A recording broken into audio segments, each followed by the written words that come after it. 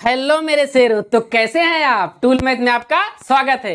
तो चलिए देखिए आप अभी हम क्या कर रहे हैं मेरे प्यारे बच्चों, मेरे शेरों, क्या कर रहे हैं हम अभी हम कर क्या रहे हैं।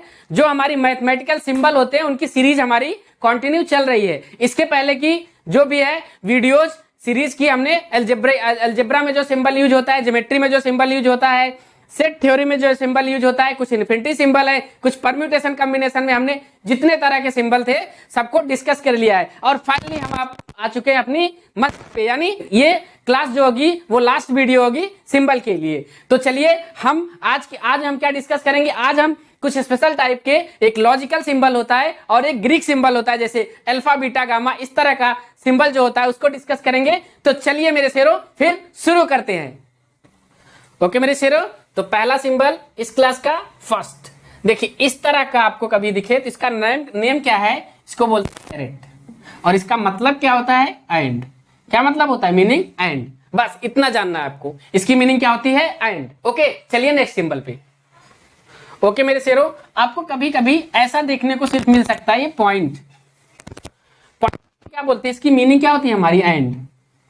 और बोलते क्या है इसको, डॉट। ठीक है, इसका भी मीनिंग क्या होता है, एंड। ओके चलिए नेक्स्ट सिंबल पे। और बहुत पॉपुलर आपको है, इसको बहुत यूज करते होगे आप। थर्ड नंबर का सिंबल देखिए, ये इसको क्या बोलते हैं, इसकी मीनिंग तो क्या होती है, मीनिंग तो होती है एंड, आपको पता ही होगा। नाम क्या है इसका, नाम देखिए, इसका नाम बड़ा प्यारा सा है, एम्परसेंड बोलते हैं इसको, ampersand. Okay ampersand, sorry ampersand, ऐसे आर हो गए। ओके चलिए हम नेक्स्ट सिंबल पे चलते हैं।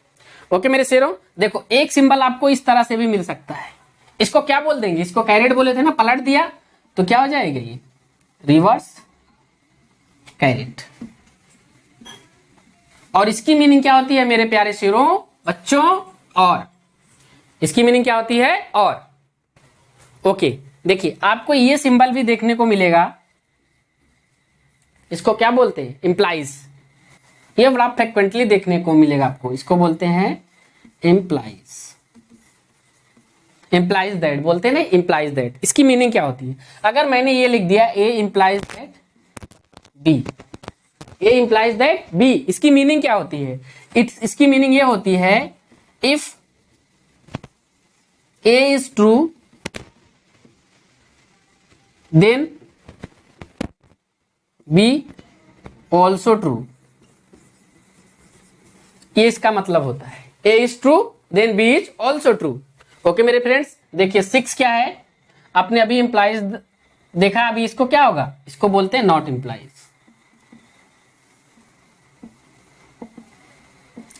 अगर इसको इस तरह से लिखा हो, A not implies that B, that means if A is true, A is true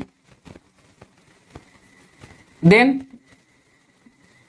B may और may not be true, may not be true. इसकी मीनिंग क्या है, अगर ये सही है तो दूसरा हो सकता है सही भी होगा या गलत भी होगा। ओके चलिए नेक्स्ट पे। ओके फ्रेंड्स देखिए नेक्स्ट आपका जो सिंबल है 7th नंबर का, वो क्या है, अगर आपको इस तरह से देखने को मिले कभी, देखिए एक तरफ से इंप्लाइज था, अभी दोनों तरफ से हो गया, तो आप इसको बोलोगे implies, implies both way, both way. इस तरह से भी आपको देखने को मिल सकता है, इंप्लाइज बोथ वे, इस तरह से भी देखने का आपको मिल सकता है। मीनिंग क्या होगी, देखियो ये आपको देखने को मिलता होगा, इफ एंड ओनली इफ, इसको इस तरह से भी आप लिखने को लिख सकते हो, इफ एंड ओनली, इसको इस तरह से लिखते हैं, या इस तरह से आप इस तरह से भी लिख सकते हो, इफ एंड ओनली इफ। चलिए चलते हैं हम। ओके देखिए ये सिंबल भी आपको मेरे शेरों देखने को मिलता होगा इस तरह से, इसको बोलते हैं फॉर ऑल, फॉर ऑल। इसकी मीनिंग देखो, अगर मैं बोलूं for all x greater 1, for all x greater 1, और इसको लिख दूं x square greater than x. आया समझ में, इसकी मीनिंग देखिए आप, अगर x को 1 से बड़ा लेते हैं तो एक्स स्क्वायर क्या होगा, बड़ा ही होगा। फॉर ऑल एक्स कुछ भी ले लो आप, लेकिन अगर आप x ग्रेटर देन 1 लेते हो तो ये कंडीशन ऑलवेज क्या करेगी आपकी, सेटिस्फाई करेगी। करके देख सकते हो आप, 2 लिखोगे तो इधर 2 आएगा, इधर 4 आएगा, इधर 3 आएगा तो इधर 9 आएगा। ओके, इसका मतलब ये होता है। ओके, ये हुआ क्या आपका फॉर ऑल। चलिए नेक्स्ट नंबर का सिंबल आपके पास इस तरह का दिखता होगा, बहुत पढ़े हो गए आप। इसको बोलते हैं बिकॉज, और भी बोलते हैं, और हिंदी में तो पता है चूंकि बोलते हैं। क्या बोलते हैं, चूंकि, बिकॉज और सिंस। इसका नेम भी है, मीनिंग भी है, मीनिंग भी यही होगा, बिकॉज और सिंस ही होगी। इसके बाद 10 नंबर का आपका जो आता है उसको आप इसको ऐसे कर दीजिए, इसको बोलते हैं देयरफॉर, देयरफॉर। ओके, चलिए हम नेक्स्ट सिंबल पे चलते हैं। ओके, देखिए आपका 11 नंबर का क्या है, इसको इस तरह से बोलते हैं, इसको बोलते हैं देयर एग्जिस्ट, देयर एग्जिस्ट। इसकी मीनिंग भी क्या होती है, यही होती है, देयर एग्जिस्ट, यानी कि कोई नंबर ऐसा जो कि वहां प्रेजेंट है, एग्जिस्ट ऐसा कोई नंबर करता है। जैसे अगर इस तरह से दिया हो आपको, इस तरह से, तो इसको बोलते हैं there does not exist, does not exist. Okay, there does not exist, इस तरह से दिया रहेगा आपका, तो इसको बोलते हैं कि देयर एग्जिस्ट, और इसको बोलते हैं देयर डज नॉट एग्जिस्ट। तो इस तरह से हमने लॉजिकल सिंबल को किया कंप्लीट। अब हम चलते हैं किस पे, अब हम कुछ चलते हैं कुछ स्पेशल टाइप का सिंबल जो होता है ग्रीक सिंबल पे। ओके मेरे शेरो, आओ तो चलते हैं हम ग्रीक सिंबल पे। देखो मेरे शेरो, इस सिंबल की खासियत क्या है, इसकी ज्यादा आपको मीनिंग जानने की जरूरत नहीं है। जैसे कि आप ABCD पढ़ते हो ना, इसी तरह से ये कुछ स्पेशल टाइप का सिंबल है जो कि हमको फिजिक्स में, केमिस्ट्री में, मैथ्स में हर जगह आपको देखने को मिलेगा। जैसे बोलते हैं अल्फा रे, बीटा रे, गामा रे, इस तरह से बोलते हैं ना, फाई। फाई तो आपको एक स्पेशल टाइप का सिंबल मैं बता चुका हूं। तो इस तरह का जो सिंबल मिलेगा आपको ना, इस तरह के सिंबल को हम जो यूज करते हैं, जैसे रो मिल जाता है आपको, कहीं मिलता है रो, ठीक है, टाउ मिल जाता है। तो इस तरह के जो भी सिंबल मिलते हैं हम उसको ग्रीक सिंबल में रखते हैं। ओके, तो पहला सिंबल हम चलते हैं, इसको देखिए। पहला सिंबल आपको बड़ा फ्रिक्वेंटली ये देखने को मिलता होगा, इस तरह का सिंबल, इसको बोलते हैं एल्फा। इसको क्या बोलते हैं, एल्फा। ये क्या है आपका एल्फा। मीनिंग इसका कुछ नहीं है, या किसकी तरह ट्रीट करना है, एक सिंबल है उसकी तरह। जैसे हम बोलते हैं नहीं, एंगल में भी हम लिख देते हैं एल्फा, बीटा, गामा, फिर लिखते हैं सम ऑफ एल्फा, बीटा और गामा इक्वल टू क्या ले लेते हैं 180। तो एज जैसे हम अल्फाबेट यूज करते हैं, ऐसे हम ग्रीक सिंबल में भी हम इसको एक एज अ सिंबल की तरह यूज करते हैं। चलिए तो हम चलते हैं नेक्स्ट सिंबल पे। ओके, चलिए नेक्स्ट जो सिंबल है आपका वो है बीटा। इसको क्या बोलते हैं, बीटा, बीटा।